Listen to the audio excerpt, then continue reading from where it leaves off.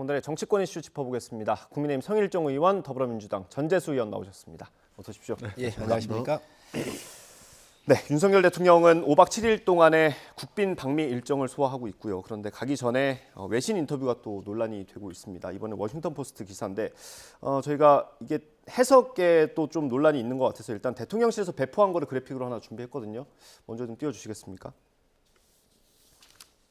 이건 대통령실에서 제공한 그대로를 저희가 옮겨놨습니다. 문제가 되고 있는 부분은 저 빨간색으로 표시한 부분입니다.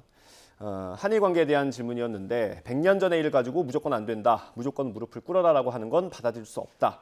이 부분이 지금 워싱턴 포스트에 게재가 되면서 논란이 되고 있습니다. 먼저 전재수 의원님 얘기부터 들어보겠습니다. 네, 아마 조금 전에입니까? 워싱턴 포스트의 담당 기자인가요? 네, 인터뷰했던 기자. 예, 인터뷰했던 기자가 오역은 없었다라고 이제 이야기를 했지 않습니까? 네. 근데 오역이 있었던 없었던 집권 여당까지 나서가지고 지금 이 공개가 다 됐는데 이걸 가지고 지난번에 바이든이냐 날리면이냐 이걸 가지고 전 국민을 대상으로 청력 테스트를 했었는데 이번에 주어가 있니 없니 오역을 했니 안 했니 이게 집권 여당의 수준과 실력이 이랬어야 되겠습니까? 그리고 이번 한미 정상회담은 얼마나 중요한 회담입니까? 70년 동맹의 역사를 새로 쓸 수 있는 새로운 동맹의 어떤 출발점이 될 수 있는 그런 중요한 국빈 방문 행사 아니겠습니까? 네. 그렇게 중요한 한미 정상회담을 앞두고서 또 일본 문제에 발목 잡히는 대통령의 모습을 보면서 참 안타깝다는 생각이 들고 뿐만 아니고 그 내용이 너무나 절망적입니다. 100년 전의 일로 무릎 꿇는 것에 반대한다. 예. 아니 우리가 대한민국 국민이 대한민국 정부가 언제 일본 보고 무릎 꿇으라 한 적이 있습니까? 단순히 불법적인 한반도 불법적인 점령을 통해서 수십 년 동안의 식민 통치를 했고 그리고 그 식민 통치를 하면서 조선 사람들을 전쟁터로 끌고 다니고 위안부로 끌고 다니고 강제징용하고 식량 수탈하고 우리 이름 바꾸게 만들고 이러면서 우리 민족의 씨를 말려버리려고 했던 그런 일본 아닙니까? 예. 그 일본에 대해서 역사적으로 사과하라라고 요구를 했던 것이지 언제 무릎 꿇으라고 한 적도 없습니다. 예. 그리고 지금에도 독도는 자기네 땅이고 또 얼마 전에는 일본의 전쟁 범죄자들을 모셔놓은 그 야스쿠니 신사에다가 일본 총리가 또 공물 보내고 내각 강요들이 또 70명이나 몰려가가지고 말하자면 의원들이 한 90명 갔다고 하죠. 그렇습니다. 예. 90명 가까이 가가지고 또 머리 조아리고 지금 이러고 있는 형국입니다. 그렇기 때문에 저는 그 형식도 적절하지 못했고 그 내용은 우리 국민들이 도저히 이건 받아들일 수 없는 망국적인 완전히 친일을 넘어서는 이런 이제 절망적인 발언이었다. 이런 측면에서 정말로 안타깝다 못해 이제는 절망적이까지 하다 이런 생각이 듭니다. 의원님. 1500년 한일 간의 역사에 있어서 임진란하고 일제 36년에 대한 이 짧았던 이 불행했던 이 역사가 네. 미래로 우리 다음 세대가 가고 또 양국이 발전해 가야 되는데 네. 이게 장애물이 돼서는 안 되겠다. 네. 그러니 더 그동안 설린 우호 관계를 이어져 왔었던 1500년의 역사를 보고 미래로 가자라고 DJ 오부치 선언이 뭐였습니까? 정말 잘된 선언이었습니다. 그래서 이 부분에 대해서 대통령께서 일본에 방위를 했었을 때 네. DJ 오부치 선언에 대해서 승계한다 그랬잖아요. 네. 지금 민주당이 모든 거 있으면 꼬투리를 잡아요. 저는 뭐 야당이기 때문에 그럴 수 있다고 봐요. 그러나 이 지금 말씀하셨던 대통령 뭐 변호하려고 하는 얘기가 아니라 대통령께서 말씀하셨던 것은 앞에 보면 미래를 위한 이야기거든요. 유럽에 대한 이야기거든요. 유럽에도 보면 독일과 프랑스 또 프랑스와 영국 간에 철천지 원수 관계 아닙니까? 예. 그렇더라도 그것을 다 털고 미래를 위해서 가는데 유럽 자체가 화해하고 협력하고 과거에 대해서 서로 이해하고 또 그 부분에 대해서 계승할 건 계승하면서 미래로 가는 이 선언들이 있었잖아요. 한일 관계도 그거 똑같은 겁니다. 그래서 미래 이야기한 걸 가지고 또 민주당이 뭐 말꼬투리 잡고 하는데 네. 지금 대통령께서 국익을 위해서 미국에 가 계신 거 아닌가요? 예. 이런 와중에서 이렇게 공격하는 것은 전 바람직하지 않다고 봐요. 그래서 이런 부분들은 큰 문맥에서 보면은 문제가 없어요. 조그마한 걸 하나 뽑아다가 이걸 지금 정치적으로 또 공세를 하는데 정말 민주당이야말로 미래를 좀 봐라. 예. 본인들이 집권에 있었을 때는 미래를 보고 갔잖아요. 그 지금 야당이 되니까 또 그놈을 과거를 소환하고 하는데 이거 저는 바람직하지 않다고 생각을 합니다. 예. 지금이야말로 DJ 오부지 선언 같은 경우를 우리가 좀 더 특히 우리 뭐 전 의원님 같은 경우는 미래지향적인 분이시잖아요. 그렇기 때문에 이런 부분들에 대해서는 이해를 좀 하고 가자. 예. 그리고 과거에 우리가 매몰되고 과거에 붙잡히게 되면 정말 미래를 갈 수가 없고 다음 세대의 길을 열 수가 없습니다. 그렇기 때문에 이런 부분들은 정치적인 측면에서 큰 결단들을 하고 이해해 줄 부분이 저는 있다고 봐요. 예, 제가- 의원님 잠시만요. 요 저희가 하나 그래픽을 하나 준비한 게 있어가지고 그 여당에서 처음에 야당의 비판이 있을 때 해명이 나왔던 게 워싱턴 포스트가 윤석열 대통령의 인터뷰를 옮기면서 영문으로 옮기면서 좀 해석이 잘못된 것 같다 이런 의혹을 제기했었거든요. 그래픽 한번 띄워주십시오.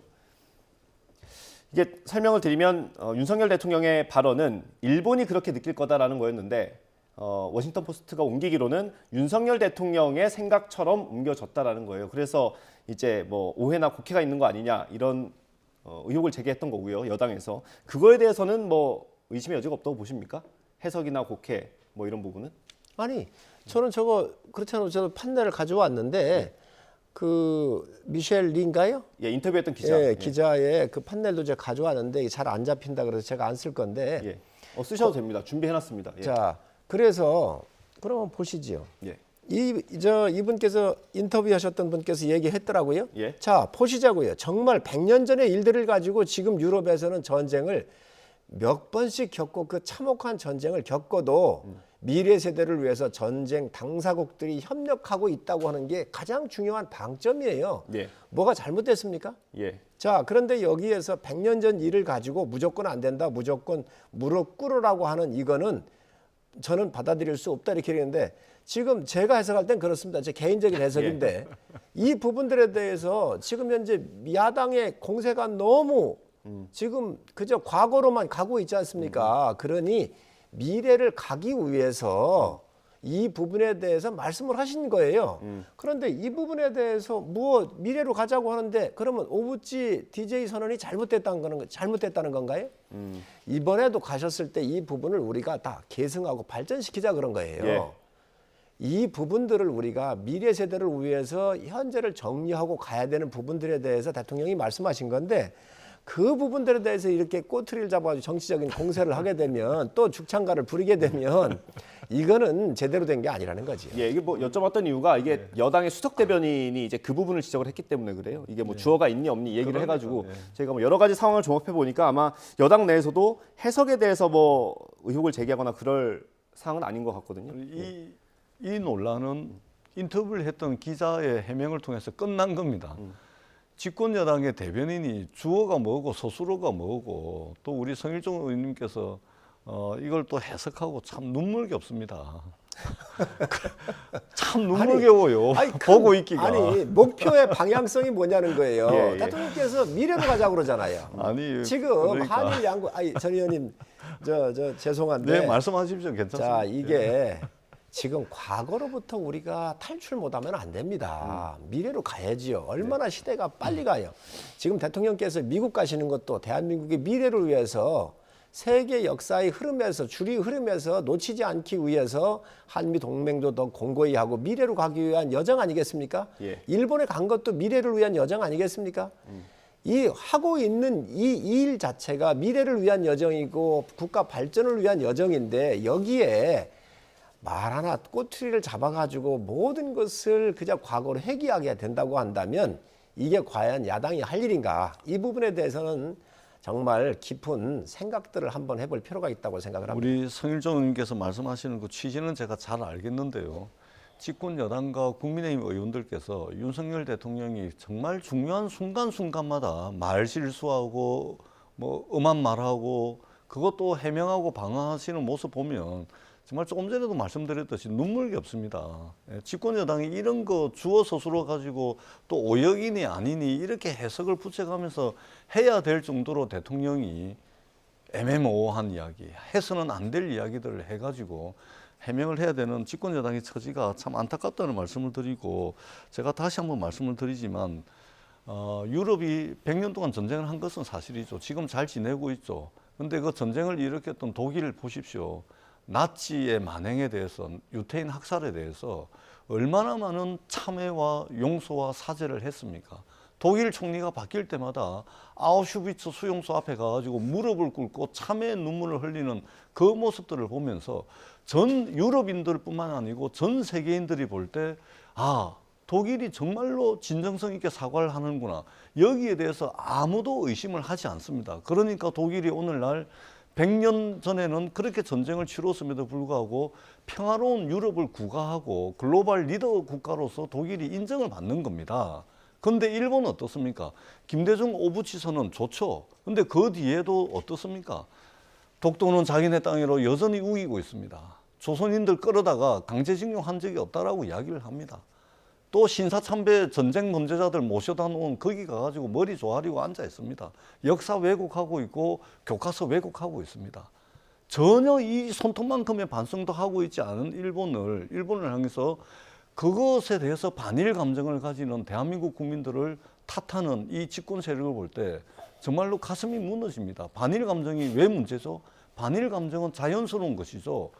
수십 년에 걸친 불법적인 식민지 지배를 했고 단 한마디 사과도 없고 여전히 여전히 엄한 짓을 하고 있는 일본에 대해서 반일 감정을 가지는 것은 굉장히 자연스러운 것이고 오히려 어떻게 보면 정당한 것이죠. 그런데 그것에 대해서 지금 반일 감정을 가지지 말아라고 이야기하는 것이 말이 되는 겁니까? 그리고 뿐만 아니고 민주당이 꼬투리 잡아서 자꾸 이제 한다라고 말씀을 하시는데, 우리가 왜 꼬투리 잡은 겁니까? 윤석열 대통령이 지금 사고를 친 거 아닙니까? 그러니까 그것에 대해서 야당과 언론이 비판을 하니까 또 꼬투리를 잡는다고 이야기를 합니다. 이렇게 중요한 한미 정상회담을 앞두고서 대통령이 왜 이렇게, 그것도 국내 언론도 아니고 외신들하고 인터뷰해가지고 이 난리를 치고 국익을 훼손하고 국격을 떨어뜨리고 이런 식의 말하자면 말실수, 안 해도 될 말을 해가지고 분란을 일으키냐 말입니다. 그리고 그것에 대해서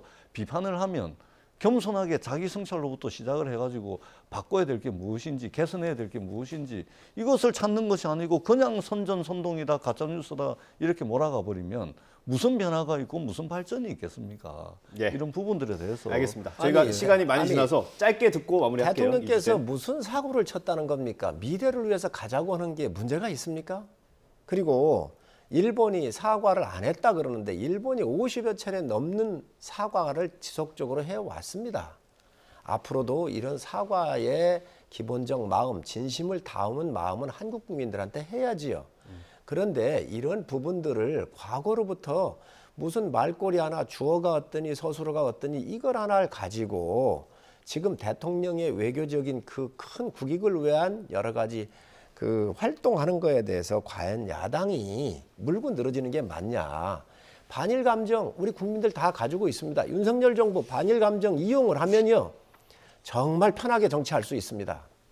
미래로 가야 되니까 이 반일 감정이 있는 걸 알면서도 미래를 열기 위한 결단을 하는 것이고 외국 사례, 유럽 사례를 가지고 얘기하는 거 아니겠습니까? 그러니까 미래를 위한 결단을 왜 우리나라만 합니까? 일본은 왜 미래를 위한 결단을 안 합니까? 사과를 했다고 하는데 사과를 한 일본이 여전히 독도는 우리 땅이라고 주장을 하겠습니까? 사람 마무리 듣고 그러면 DJ 오부지에 대한 결단은 뭐라고 얘기를 할 겁니까?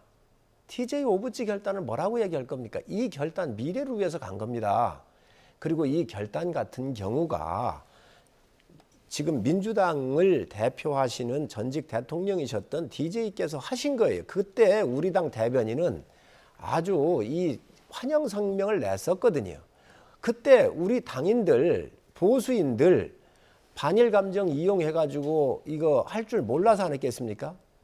미래를 생각하는 정치 세력이었기 때문에 반대 당이 이런 결단한 거에 대해서 환영을 한 겁니다. 이런 부분들도 이해를 해야지 그저 뭐 하나만 있으면 자당의 여러 가지 지금 골치 아픈 문제점들이 있으니까 이런 걸 가지고 물고 늘어진다고 하는 것은 좀 바람직하지 않다고 알겠습니다. 보고 저희가 이 이런 주제는- 부분들에서 대승적으로 민주당이 좀 협조를 하십사 하는 이건 사실관계 말씀드립니다. 때문에 그런데 딱 10초만 말씀드리겠습니다. 예, 10초 김대중 재겠습니다. 예. 오부치 선언은 오부치 총리의 참회와 처절한 반성 위에서 나온 것이라는 말씀을 드리겠습니다. 예, 알겠습니다.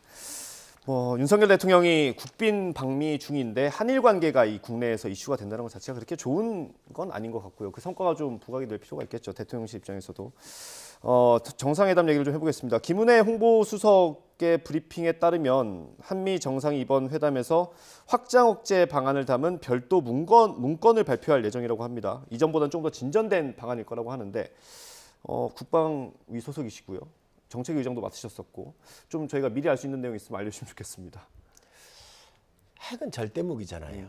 핵은 핵으로밖에 막을 수가 없잖아요. 우리는 국제사회 여러 가지 고려해서 핵을 못 만드는 게 아니라 안 만들고 있는 거잖아요. 네. 그럼 우리가 그에 대한 방어적 수단이 필요하고 대응적 수단이 필요하잖아요. 이거는 결론적으로 미국의 핵 확장 억제 정책에 대해서 저희가 함께 공유하는 수밖에 없습니다. 그래서 이 강력한 이번 문구에 강력한 의지가 표현이 돼야 되고요. 예. 또 미국 같은 경우는 정보자산이라든지 핵을 운영하고 있는 세계 그 국방력에 있어서는 상당히 앞선 나라이기 때문에 네. 정보 공유 그리고 이에 따르는 의사결정, 양국이 함께 의사결정을 한다든지 의사결정 이후에 어떻게 공동 기획을 할 거냐 그리고 네. 훈련을 어떻게 할 건지에 대한 이러한 종합적인 의견들이 이번 한미 정상에서 들어가 주어야 우리 국가의 안보가 확보가 된다 이렇게 봅니다. 그래서 이번 정상회담이야말로 가장 중요한 것 중에 하나의 국민 안전 아니겠습니까? 안보 문제 아니겠습니까? 네. 그래서 미국의 확장 억제에 대한 좀 더 구체적이고 한국 안보에 대한 확고한 의지가 담기지 않을까 생각을 합니다. 예, 이게 정상회담 결과를 보기는 해야겠습니다만 대통령실에서 이렇게 공개적으로 미리 얘기를 한 거 보면 어느 정도 성과가 있을 것 같긴 하거든요. 예, 저는 성일종 의원님 말씀대로 됐으면 좋겠습니다. 일단은 북한의 핵 위협이 강화되고 있고 예. 도발이 일상화되고 있는 상황에서 이것에 대한 대비 태세, 특히 이제 그 핵무장에 대한 억제와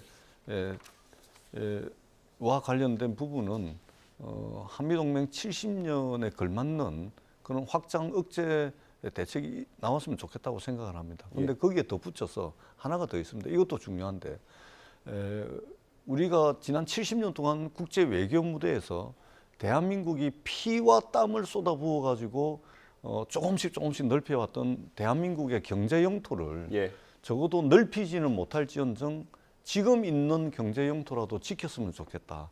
그것이 제가 꼭 말씀을 드리고 싶습니다. 첫 번째는 IRA, 네. 인플레이션 감축법을 통해 가지고 현대기아자동차의 전기자동차가 보조금을 못 받고 있습니다. 네. 7,000달러입니다. 우리나라 돈으로 1,000만 원이 넘는 돈이죠. 네.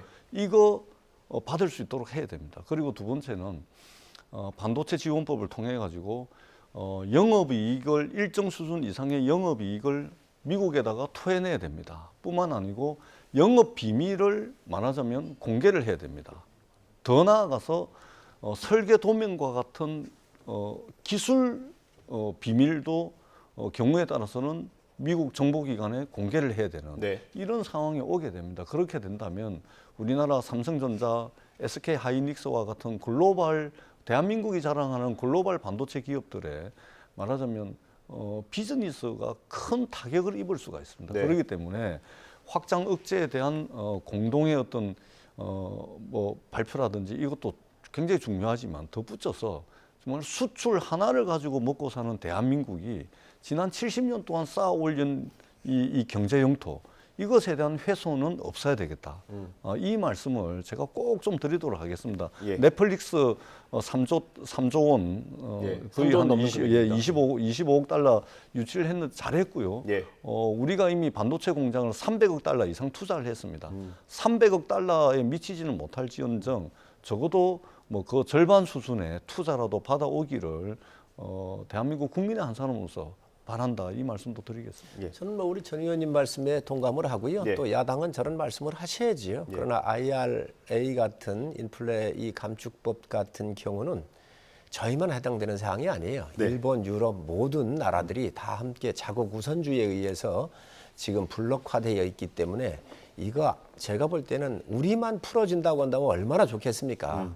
아마 이 부분 대통령께서 분명히 그 미국 대통령한테 말씀을 하시게 될 거고 네. 또 정부 차원에서도 지금까지 계속 해왔기 때문에 아마 제 볼 때는 우리 하나만 이게 탁 이 아주 그냥 도드라지게 이 부분을 풀어주기는 쉽지 않겠지만 네. 아무래도 이 동맹국으로서 이야기할 부분은 분명히 해야 된다고 생각을 하고요. 네.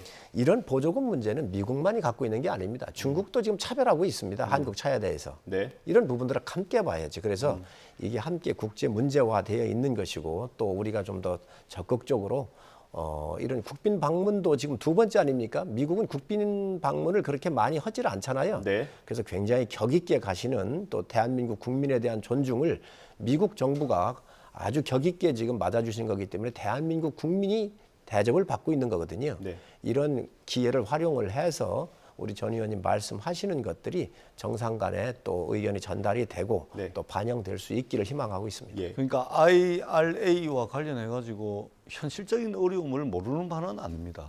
근데 있지 않습니까? 우리가 한미 동맹이 70년입니다.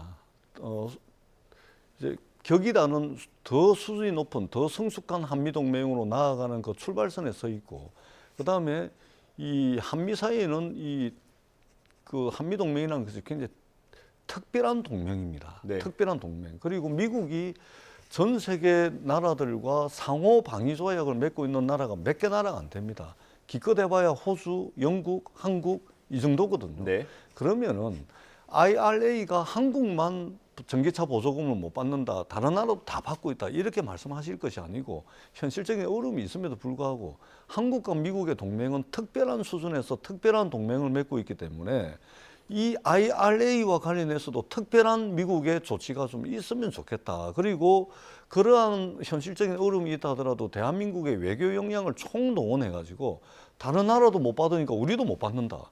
이러면 뭐 외교할 일이 뭐가 있습니까? 이러면 뭐 특별한 동맹을 할 이유가 뭐가 있겠습니까? 이러한 노력들을 해야 된다. 네. 이제 이런 말씀을 알겠습니다. 제가 강조해서 드리는 겁니다. 전 의원님 말씀 맞고요. 예. 뭐 나토하고 해서 동맹이 맺어져 있고 미일 동맹도 맺어져 있고 뭐 여러 가지 미국은 동맹들이 많이 되어 있지요. 네. 또 우리 같은 경우는 6.25를 통해서 이승만 대통령께서 정말 미국을 설득을 해서 맺어진 중요한 혈맹이고 또 전쟁을 통해서 그만한 역사적인 레코딩을 갖고 있지 않습니까? 네. 그렇기 때문에 아무래도 우리 대통령께서 이런 의제를 제기를 하시면 네. 어느 정상보다도 미국이 아마 좀 무게감 있게 받아들일 거로 보여지고요. 또 그런 것들이 전체적으로 함께 조화를 이루려고 미국은 또 하겠죠. 예, 알겠습니다. 이제 첫 일정을 시작했고요. 스타트는 좀 좋았던 것 같습니다. 넷플릭스의 대규모 투자를 약속을 받았으니까요. 앞으로 며칠 동안 또 미국에서 일정을 소화하게 될 텐데 어떤 내용들이 나올지 좀 지켜보도록 하고요. 국내 정치로 다시 돌아오겠습니다. 민주당 얘기를 좀 해봐야 될 것 같습니다. 돈봉투 의혹 관련해서 송영길 전 대표가 파리 기자회견을 한 뒤에 국내로 들어왔고요. 어제 공항에서도 잠깐 기자들의 질의응답 을 했습니다. 일단 지금까지 상황을 어떻게 보십니까? 뭐 지도부에서는 좀 안도하는 분위기다 이런 기사도 많이 나오긴 하는데. 한미 정상회담 이야기 더 하면 안 됩니다. 네, 뭐 이게 그 민주당의 처지가 좀 어려운 상황입니다. 예, 네. 어려운 상황이고 다만 송영길 대표가 이제 조기 귀국을 했고 예. 또 정치적 책임을 선언을 했습니다. 수사기관의 수사에 적극적으로 임하겠다는 말씀도 했고, 네. 더 중요한 것은 5선 국회의원의 인천시장 당대표까지 한 사람이 탈당을 했습니다. 이 5선 국회의원 인천시장 당대표까지 한 사람이 탈당을 한다는 것은 아마 개인적으로 볼 때는 죽기보다도 더 선택하기 어려운 결정이었을 겁니다. 제가 개인적으로 하나 궁금한 예, 게 있었는데 국회의원, 그러니까 당적을 가지고 있는 국회의원이 당을 떠난다는 게 어떤 의미가 있는 건지 사실은 예, 국민들은 잘 와닿지 않거든요. 사실은 우리가 이제 생물학적 생명이 있다면 우리가 사회정치적 생명이 있는 거 아닙니까? 예. 죽으면은 우리가 생물학적 생명이 끝나는 거지만 예. 사회정치적 생명이 끝나는 것과 똑같은 겁니다. 탈당이라는 것은. 예. 더더구나 이 민주당에서 5선 국회의원 인천시장 당대표까지 한 사람이 탈당을 선택한다는 것은 사실상 자신의 과거가 부정이 당하는 것이고 자신의 뿌리가 부정당하는 것이고 그렇기 때문에 사실상 사회 정치적 생명이 끝났다라고 볼 정도거든요. 그런 네. 측면에서 저는 최근에 윤석열 정부가 들어서고 난 뒤에 인사 참사가 벌어져도 아무도 책임 안 집니다. 외교 참사가 터져도 아무도 책임 안 지고 사람이 160명이 죽어나가도 법적으로 내가 무슨 위법적인 행위를 했는지 따져보자고 오히려 덤비기만 하지 정치 도의적 책임을 지지가 않습니다. 현대 민주주의 정치의 핵심은 책임 정치인데 이 책임 정치는 정치 도의적 책임이 우선적인 것이고 형사사법적 책임은 뒤에 문제거든요. 네. 정치 도의적 책임이 사라진 이 시대에 그래도 탈당이라는 것을 통해 가지고 어떤 선제적으로 정치 도의적 책임을 진 것은 분명히 평가할 만한 부분이고 긍정적으로 평가할 만한 부분이다. 물론 돈봉투 사건이 있어서는 안 되는데 네. 이런 일이 일어난 것에 대해서는 이유 여하를 막론하고 여당에서도 비판하고 국민들도 비판하고 언론도 비판하는데 이 비판에 대해서는 이견 없이 민주당이 달리 받아야 됩니다. 예. 그럼에도 불구하고 송영길 대표의 최근에 이런 정치적 판단은 정치 도의적 책임에 인색한 예. 요즘 시대에 굉장히 긍정적인 평가를 할 수 있겠다 이렇게 생각을 합니다. 죄송합니다. 제가 당 얘기라서 하나만 더 여쭤보고 발언 기회 드리겠습니다. 그 정청래 최고위원 저희 그래픽으로 나가고 있는데 오늘 라디오 인터뷰에서 앉아 있으면 왜 앉아 있느냐고 하고 서 있으면 왜 서 있느냐고 하고 그럴 시기라는 거예요 지금. 여기저기서 이제 비판이 나오고 있으니까 지금 그럴 수밖에 없는 시기다라고 얘기를 했고 예. 이원우 의원 같은 경우는 지금은 좀 단호하고 과감한 조치가 필요하다. 그래서 지금 녹취에 육성이 나온 사람들 있지 않습니까? 윤관석 의원, 이성만 의원 그 두 분 같은 경우는 좀 도의적 책임을 물어야 한다 당에서 그런 얘기도 있습니다. 그러니까 지금 당 내에서도 여러 가지 비판이 나오고 있고 뭐 여당은 국민의힘은 이제 요즘 많이 어렵지 않습니까? 네. 이제 이런 상황을 맞이했으니까 더 세게 공격하는 거고 그다음에 언론도 이제 많이 이제 비판을 하는데 그거 전부 다 받아야 된다고 생각을 합니다. 다 받되 국민들이 보시기에 송영길 대표처럼 좀 신중하게 시간을 좀 가지고서 한 번 정치적 판단을 했는데 제대로 된 정치적 결정을 내렸지 않습니까? 네. 마찬가지로 윤관석 그다음에 이성만 의원에 대해서도 조금 국민들이 보시기에 좀 너무 늦는 거 아니냐 이렇게 생각을 하실 수가 있는데 네. 우리가 조금 더 송영길 대표 사례에서 보듯이 조금 더 신중하게 집단적인 토론을 통해서 집단지성을 발휘를 해가지고 신중한 결정을 내릴 때쯤 되면 저는 긍정적으로 평가받을 수 있는 결정이 나올 거다. 예. 어떤 결정이든 간에 그렇게 생각을 합니다. 예, 의원님. 탈당을 하니까 민주당 지도부가 안도를 한다고요?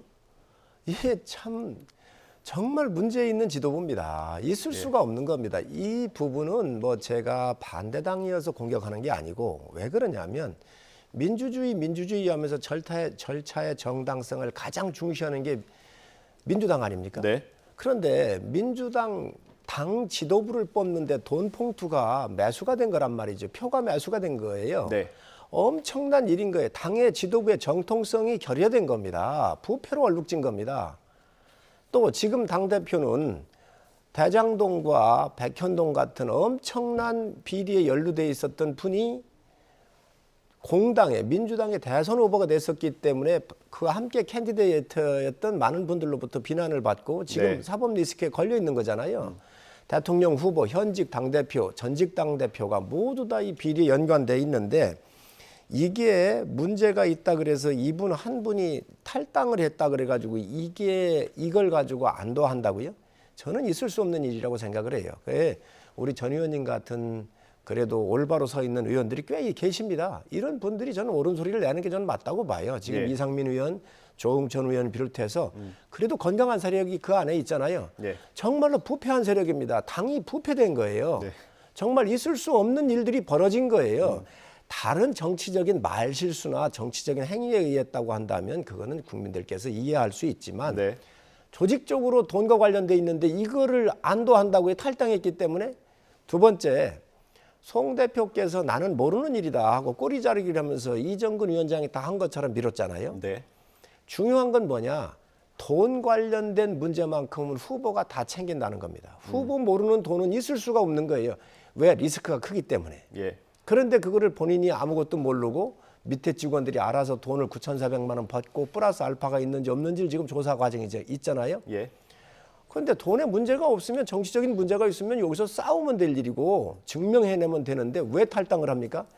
이 탈당이라고 하는 걸 가지고 지금 우선 불을 끌려고 하는 건데 송 대표는 정치적인 문제뿐만 아니라 사법적 문제까지도 다 책임을 지고 이 부분에 대해서 지금 당의 의원들이 요구하는 걸 받아들여야지 네. 지금 정치적인 책임만 가지고 탈당한 것으로 묻고 검찰이 정치적 탄압이라고 공격을 하면서 마치 탄압받는 인상을 주는 그런 모습은 비겁한 그런 정치적인 행위죠. 예, 마지막으로 짧게 전재수 의원님께 여쭤보겠습니다. 지금 당에서는 계속해서 우리가 좀 자체적으로 자체 정화 기능을 좀 보여줄 필요가 있지 않냐, 자체 조사를 해야 된다는 목소리가 계속 나옵니다. 예, 전적으로 동의를 하고요. 충분히 그런 주장할 수 있다고 생각을 합니다. 그런데 현실적으로 있지 않습니까? 네.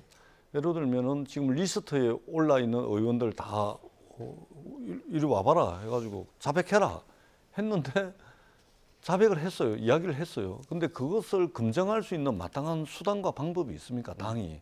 예를 들면 계좌를 들춰본다든지 압수수색을 한다든지 또는 강제 구인을 한다든지 이런 수단과 방법이 없지 않습니까? 그다음에 우리가 녹취록을 가지고 있습니까? 녹취록도 안 가지고 있죠.